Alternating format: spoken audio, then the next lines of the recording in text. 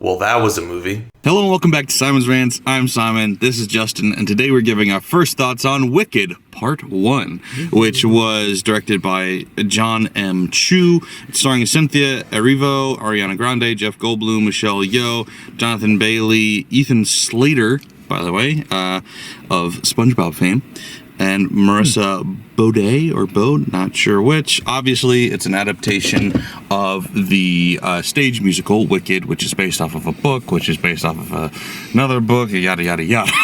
But this is just the first half of Wicked. For some reason, they've left that out of the majority of marketing. So if you didn't know that, you may have just sat down and been like, what? When it goes Wicked Part 1. And you're like, and you may have even missed that because it's small enough to the side. So then when the movie ends, you may be like, how long is this movie gonna be? And then it goes to be continued, and you'll be like, what? Oh, it's time for the intermission? Next year? Oh, damn. Next year? Next fall? You've seen Wicked once a long time ago. You said 8th grade? 8th grade, yep. I have never seen it. I was familiar with the concept of it, knew the basic story of it. The only song I knew was Popular, because my sister would play that all the time when I was a kid. So I knew that, and that when that finally came on, I was like, hey, I know these words. But then the Unlimited song, or Defying Gravity, I think is what it's called. Well, maybe those are two different songs that kind of came together at the end, but the Unlimited, whatever that song was, made me think of one thing and one thing only.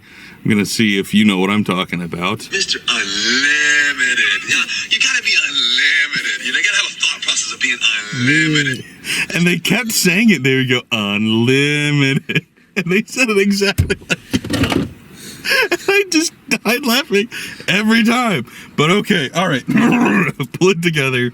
We're reviewing a movie, not talking about Mr. Unlimited. I had a great time. I thought it was a lot of fun. I really enjoyed it. Yeah, great performances all around. Especially Ariana Grande. This role kind of felt handcrafted for her. Apparently, she said, that's been her dream role her whole life, and you can kind of see it. Yeah. I think I've heard some criticism that she kind of downplays the role a little bit, but I think people are just misunderstanding the difference between stage acting and movie acting. You're not going to be as much of an overactor in a movie, and I thought she was great. I thought, I've never been a fan of her or hated her for any reason really before, but this was the first real exposure to her, and I was like, oh man, she's a lot of fun.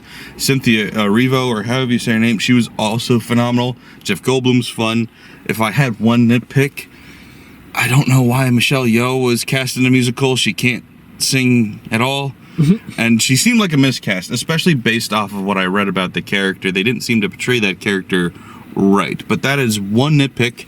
The rest of the movie, okay, I could get a second nitpick. You want a second nitpick? Sure. They added a song for Oscar purposes. And it was a fun thing. It had a fun cameo in it. I won't spoil that. I'll leave that for spoilers. But there was a fun cameo in it.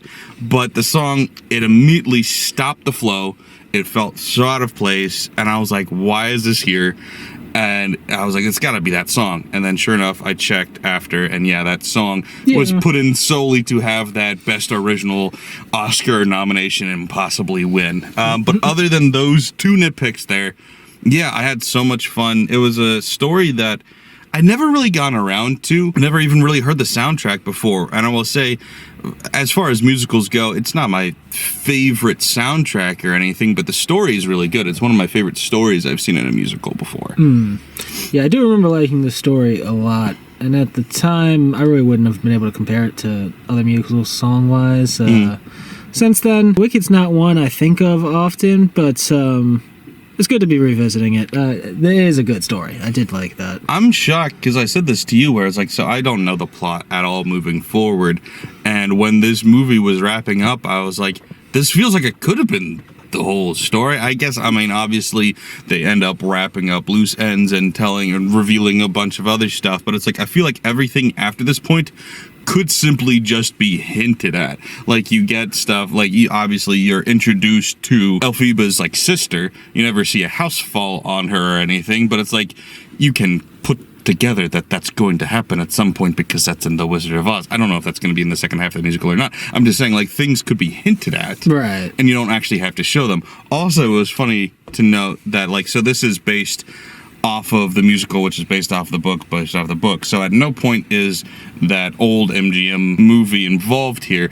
So I was like expecting ruby slippers, but they're not, because in the book they weren't ruby slippers. They were different. I forget what they were, but so they're not ruby in this one. The only ruby slippers at any point is during a musical number. They'd quickly pick up 2 ruby slippers and knock them together a couple times, which I thought was funny. In the book, they're described as the silver shoes. I don't know why they switched it to ruby other than color pops. Yeah. And so they were like, hey, we're making one of the 2 first color films of all time. Let's do something that pops a little bit more. I mean, it looks better. It does look better. It was anticlimactic when he's like, I've got these shoes, and I was like, ruby slippers incoming, and then and you're like, those aren't ruby at all. No, yeah, I absolutely loved it, and it's kind of made me like kind of confused why I never went out of my way to see this live, you know, like, and I've not seen a lot, but I've seen enough. I've seen Phantom a couple times, seen Les Mis, seen Cats, so never got around to Wicked for some reason, and now I want to, although, I mean, the movie was really good, so I'm not, like, in a rush, but yeah, really enjoyed it. Once again, I mean, the performances were what really sealed it. This movie also, just in the marketing, people have been critiquing a lot of like how it looked visually and stuff, and I thought it looked great. I thought it was a lot of fun to look at, sounded great. Performance, I don't really, other than those 2 little nitpicks I mentioned, I don't have gripes. I had a good time. Yeah, well, it's pretty fun to me. I don't know these complaints. I don't know what they're. They're saying it wasn't like colorful enough and looked washed out and stuff. I'm like, I don't get that. I guess it could be crazier. It could be neon. Yeah. But it looked good to me. I don't know. And it is getting good ratings, I'm pretty sure. But like, yeah, I expected to like it. Like, I went in thinking like, oh, this will be fun. But I came out going like, this may be a top 10. I'm not sure. Maybe it is. And speaking of this voice, very similar to the Grinch, I will say, plot-wise, at least the beginning. You got a little green baby who grows up to be a toddler, gets bullied, and then becomes an outcast, and then has to save Christmas. Lost the plot somewhere, but essentially, that's what happened. Also, I am confused. Are Munchkins just not small? Why are they called Munchkins? They were regular-sized people. Yeah. See, like, in the play, I didn't question that. Because it's a like, play. Actors, yeah. I don't know if that was a throwback to the play or a choice due to the times. But then there was I don't know. little people later. Yeah, it's a confusing thing. I don't remember. And I was just like, why are they small here? Not all of them. There was a collection of them. And then, you know, and then they make a joke about it. He's a munchkin, so he stands on the books. I'm like, oh, so munchkins are just 4 inches shorter than everybody else?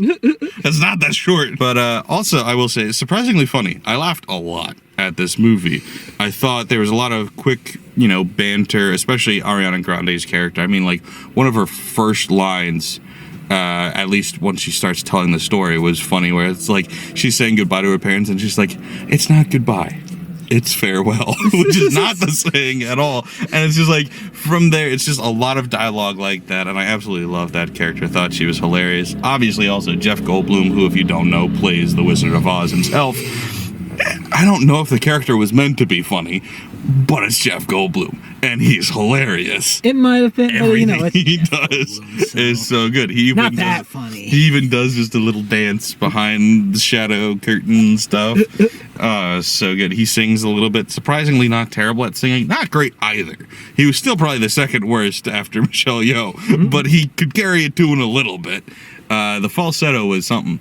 I knew that there was going to be callbacks and explanations for why somebody would see her as evil in the other version. Like, if they didn't know, like, if you were a character in either Munchkinville or the Emerald City, and you didn't know her personally, and you would see just stuff happening, that's how you get the Wizard of Oz, and you go, oh, she's evil. But they went above and beyond. There's so many more details, like, you know, the way, like, even to, and I'm kind of reading into this, but, like, the reason she would kidnap Toto is kind of explained.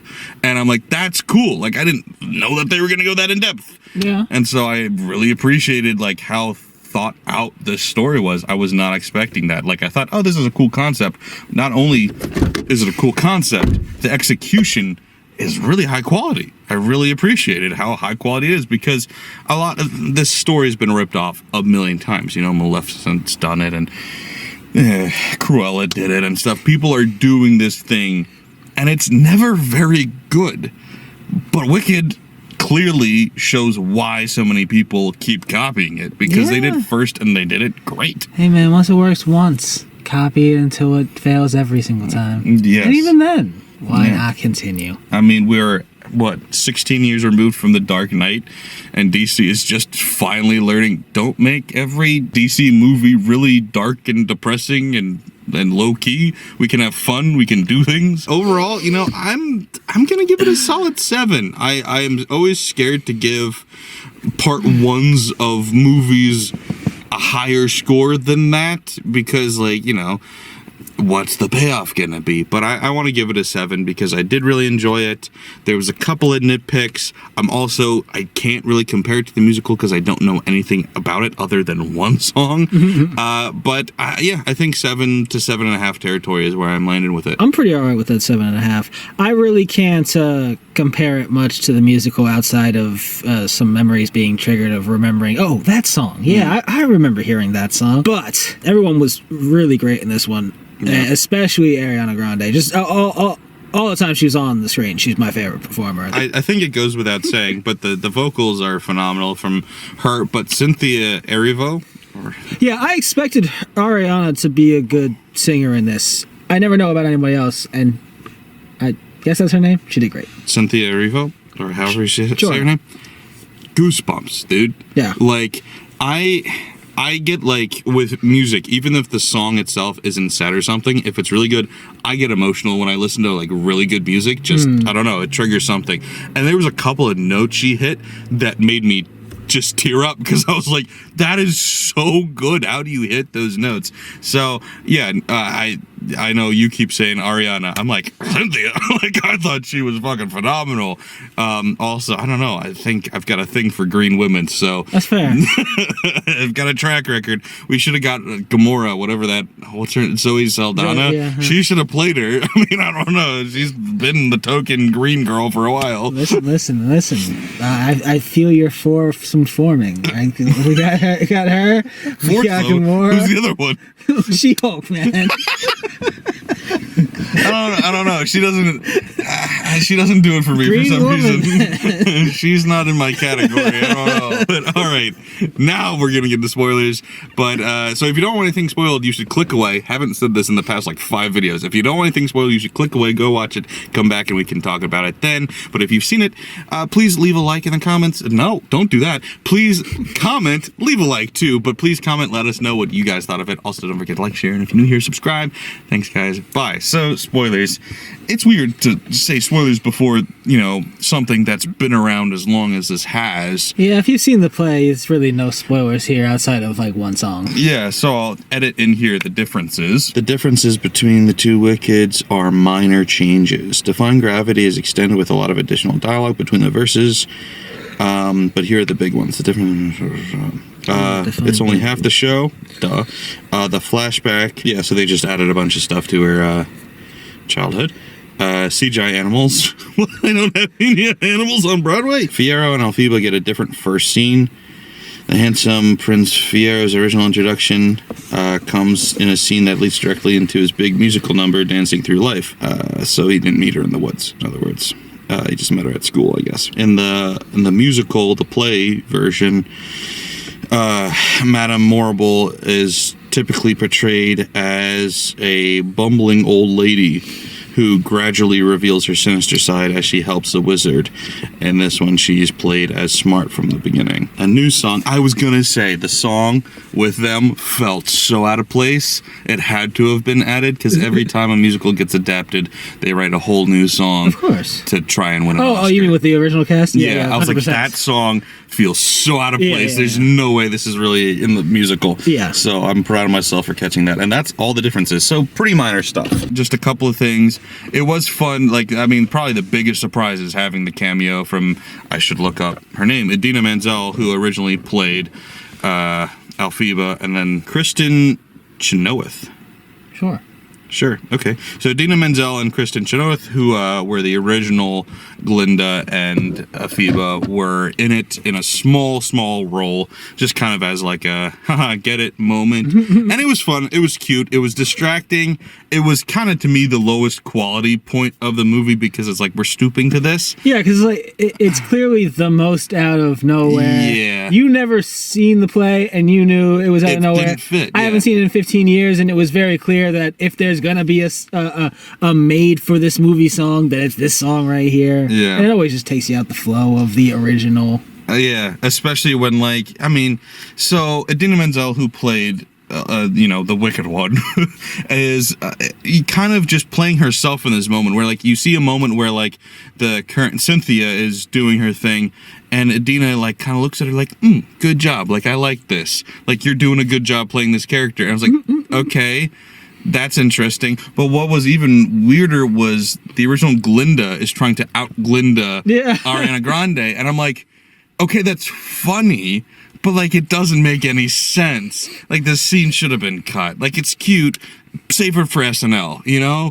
Like, it just doesn't feel like it should be part of the movie. But, I mean, that's kind of like a Broadway feeling kind of thing to do. If they do a performance, maybe at the Oscars of this, then they have them come out. That feels like the perfect time for that, do the little upstaging thing. Well, if it gets nominated, they have to. Every song that gets nominated for Best Original Song, they have to perform it there. So maybe that's what they want. I mean, it's funny because, like, I did like the moment, but it's also just, like, it took me entirely out of the movie. And then I had to crawl my way back in. Like, it just felt, like, completely detached. But, yeah. And then it was also funny. I think the pacing of it got a little wonky near the end because they started adding in a little bit more plot. Stuff you can't really do on the stage. You know, a little bit more action, a little bit more running around, less singing. And so there was a huge ass break in between two songs, which was, I guess, Jeff Goldblum's song. And then fast forward 15 plus minutes or whatever it was, Ariana Grande and Cynthia fighting. And I was like, I forgot it was a musical because we were running around, running upstairs, trying to get in a hot air balloon and escape. And then we're going to fight in song. And I was like, wait, I forgot. And so the pacing got a little wonky there. But, I mean, it is what it is. It's a musical. All about the animals. It is all about the animals. See, that was a plot point I had no idea was in the story at all. I completely forgot about that. Yeah, it was something that, like, I knew the basics, the absolute basics, which was the Wicked, which isn't actually Wicked. And then, therefore, you'd assume that her sister also, therefore, isn't actually Wicked and just happened to be in the wrong place when a house fell, which is a shame. I feel really bad for her, especially now that I've gotten to know her and she's kind of cute and likable and stuff. You're like, oh. Also, it's very sad. She just couldn't roll out the way. But I thought, and that was the thing too, is I wasn't expecting to like him, but God, I forget his name, SpongeBob, Ethan Slater, which you know why I keep calling him SpongeBob? I guess he's SpongeBob? On Broadway. Okay. Okay, on Broadway. In the Broadway musical. I was not expecting to like him at all, and then his thing with the sister, I was like, I'm really invested in this, actually. Why do I care so much? I like this. They're cute. Every character, I was surprised how much I was into their story. Like the Fiera guy, the Prince Charming, if you will. I was like, all right, here comes a dumb Prince Charming character. And then I was like, oh, and I like him. He's interesting. Also, I mean, like Ariana Grande's character. Thought she was just going to be a dumb idiot the whole time, and she is.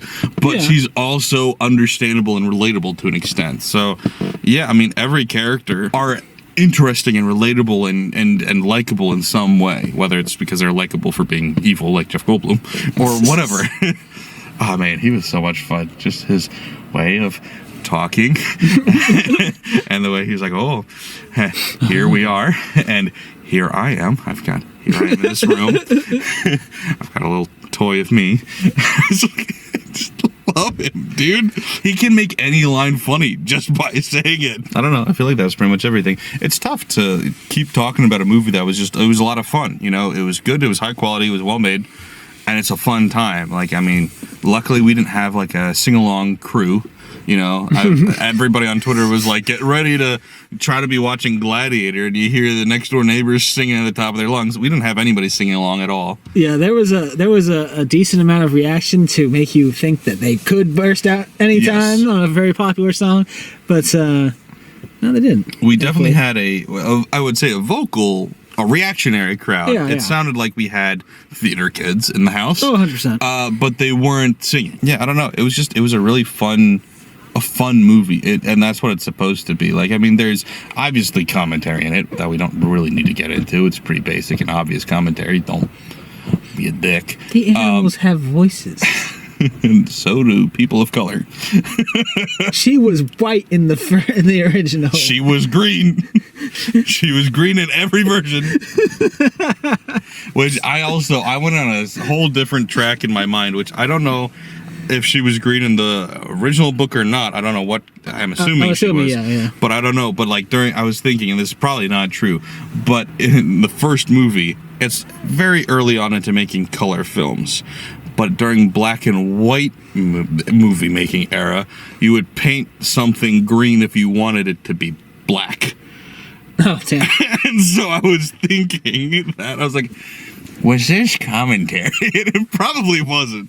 I'm 99.9% sure it wasn't. But I was like, that's an interesting coincidence because they're trying to make that point, obviously. And so I was like, interesting. I'm trying to think. I was thinking this during the movie, too. I was like, this might, well, it is. It's up there now with the best Broadway to movie adaptations. I was trying to think, like, where would this rank? Obviously, it's much better than something like Cats, you know? But also, I'm trying to think of, like, the best of the best, which I would probably put, you know, like Fiddler on the Roof up there. I know a lot of people love Les Mis. Family opera is kind of in the middle of the road. I would say this is better than that. I don't know where exactly I'd rank it, though. That would be a fun list. Maybe I should do that sometime. See, I wouldn't know how any of those truly compare to the original Broadway performances or anything. I think I've seen some sort of performance of Les Mis before my roommate forced me to watch the movie. Didn't you see Fiddler on the Roof when Alex did it? Yeah. They did Fiddler on the Roof at like a local theater thing, so I saw them do that. I don't think I've ever seen the movie. No. Oh. Fiddler on the Roof, I think, is the best musical ever made. The movie. Best musical movie ever made. I think it's phenomenal. Also, No Doubt stole the song from them. Who did that? Was that No Doubt? If I was a blonde rich girl. Yeah, that's from Fiddler on the Roof. They stole that song. Did you not know that, or did you know No, that? I had no idea. Oh my god. This is educating just in time. If I were a rich man,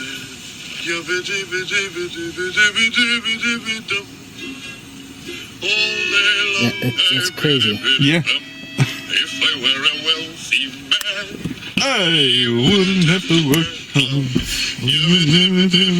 This is one of the most famous musical songs of all time. You've never heard it?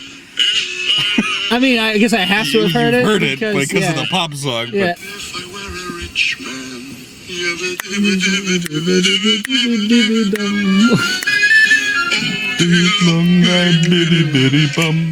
If I were a wealthy man, I wouldn't. Now I need to find out if I were a rich girl was by who. Gwen Stefani, who was in No Doubt, so I was close.